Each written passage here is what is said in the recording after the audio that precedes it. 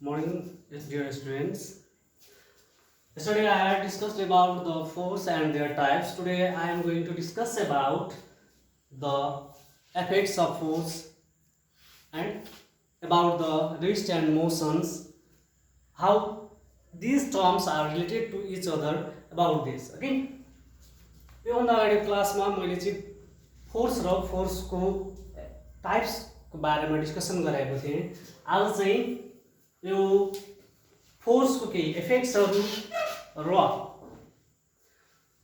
Rest र मोसनको बारेमा, त्यो रेस्ट र मोसनहरू र फोर्सहरू एकअर्कासँग कसरी रिलेटेड छ त्यो कुरोमा हामी आज डिस्कसन गर्छौँ है। First of all effects of force, effects of force. 1.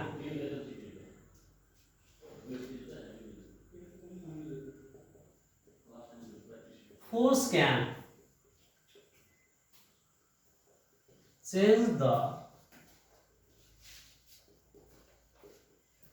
state of a body.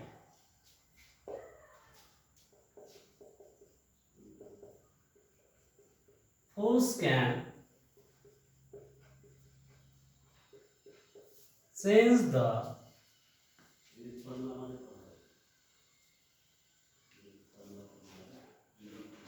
speed of a body.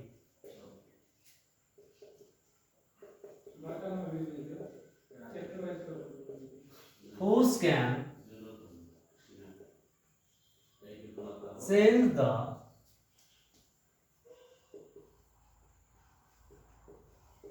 direction of doing work or body.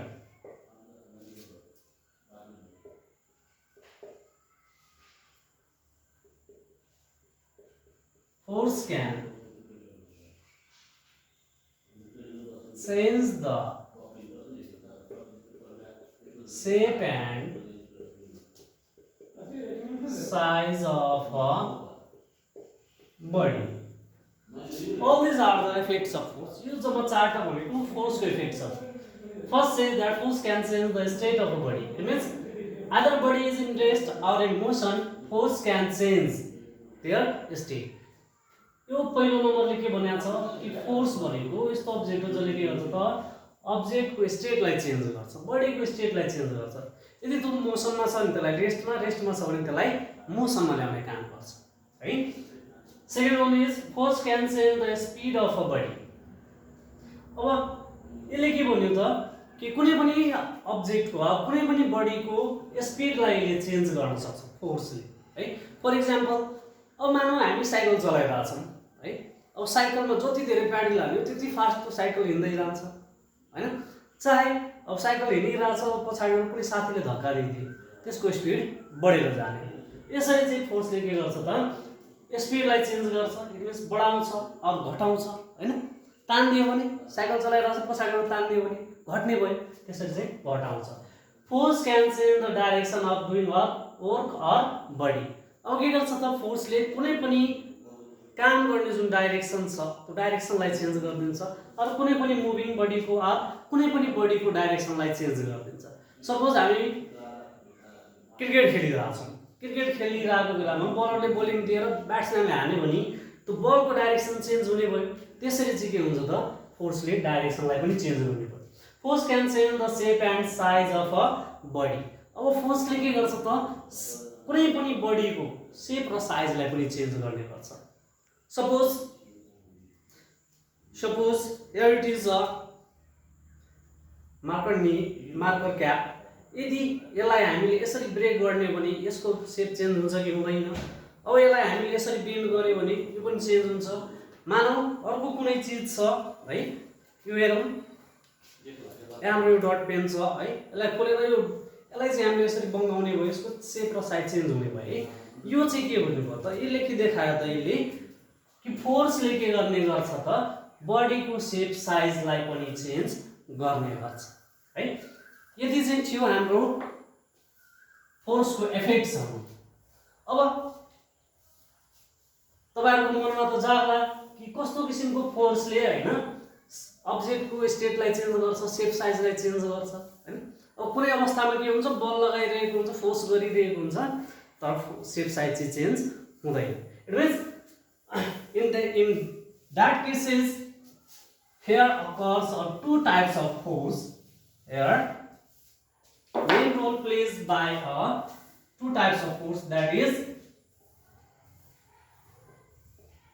BALANCED, balanced force and unbalanced force, right? अब यो त्यसलाई चाहिँ change गर्ने भनेको, change गर्ने र नगर्ने भनेको के हुन्छ त, यो दुईटा फोर्सको कारणले गर्दाखेरि हुन्छ। If balance force is applying on a body, then a body remains at a equilibrium condition. यदि के छ, ब्यालेन्स फोर्स लागिरहेको छ भने त्यो अवस्थामा शेप साइज स्टेटहरु केही चेन्ज हुँदैन है। त्यसले के गर्छ त, इक्विलिब्रियम कन्डिसन। सपोज यो बोर्ड छ, यो बोर्डलाई मैले जति धक्का दिए पनि मेरो फोर्सले यसलाई ढाल्न सक्दैन, ब्यालेन्स फोर्स भयो। यदि यहीँनिर अनब्यालेन्स फोर्स आयो भने, if the wall is pulled or pushed by an external force or by 4, 5 or 10 or more than 10 people, then this wall will fall down. Okay, that is called unbalanced force. Okay, you measure duita force, balance force. अब कसरी discussion गर्ने त यसलाई? The force which brings the object in equilibrium condition. Force which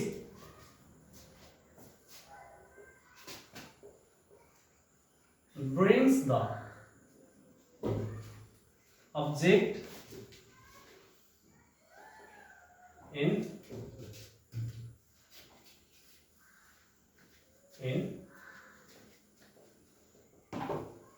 variable condition. It means this force, balance force, brings all the object at a balanced condition, and this means unbalanced force brings the object in variable. Either it is in, if it is in rest, then this force brings that object into a motion. If the object is in motion, then it brings into a rest. All this about the force. Okay, यो यति चाहिँ हामीले उसको यो balance र unbalance फोर्सको बारेमा भन्यौं। अब लगातार मैले दुईटा टर्म जोडिरहेको छु हैन। Here I am adding two terms, that is rest and motion. Also we are going to discuss about rest and motion. Okay, rest means what? While we sitting, while we sleeping up, it means the condition in which we are not changing our state, or we are not changing our position, that is called rest. But actually in this universe, nobody is in perfect rest condition, because our earth is moving around the sun as well as it is moving around its axis, due to which it is not said that, or it cannot be said that all the objects on the earth are perfectly or actually is in rest condition. Okay guys, यो rest त भन्यो, तर हामी चाहिँ त्यो whole पृथ्वीको परिप्रेक्ष्यमा हेर्ने हो भने हामी चाहिँ पर्फेक्टली रेस्ट कन्डिसनमा छैन। अब अर्थको दुईटा मोसन छ, एउटा अन्युल मोसन छ, एउटा डेली मोसन छ। त्यस कारणले गर्दाखेरि हामी मोसनमै छौँ। That is rest and motion defined by the reference terms also. Okay, another is what? Motion means the condition in which a body is changing its position with respect to time and surrounding. अब यदि कुनै पनि अब्जेक्टले हैन आफ्नो स्टेटलाई आफ्नो पोजिसनलाई time र सराउन्डिङको रिस्पेक्टमा change गरेको छ। सपोज यो भन्ने ए भन्ने अब्जेक्ट छ यहाँबाट मुभ गरेर बी भन्ने पोइन्टमा गयो, यो कन्डिसनमा के भयो त यो मोसनमा छ। यदि यो ए भन्ने अब्जेक्ट ए पोजिसनमा बसिरहेछ भने यसलाई हामी के भन्छौँ त रेस्ट कन्डिसन भन्छौँ है। So the definition will be written as the condition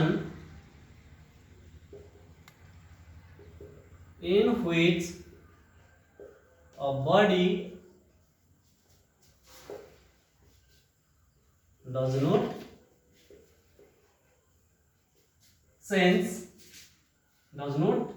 change its position with respect to time and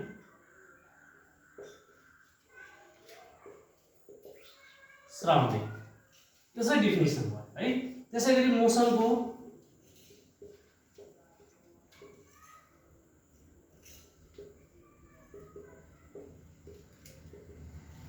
the condition in which a body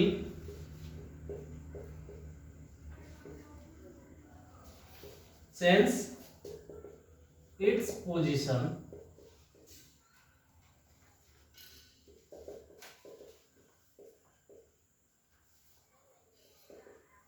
with respect to time and surrounding। Okay, यसलाई चाहिँ हामी भन्छौँ rest र motion. And both the rest and motion are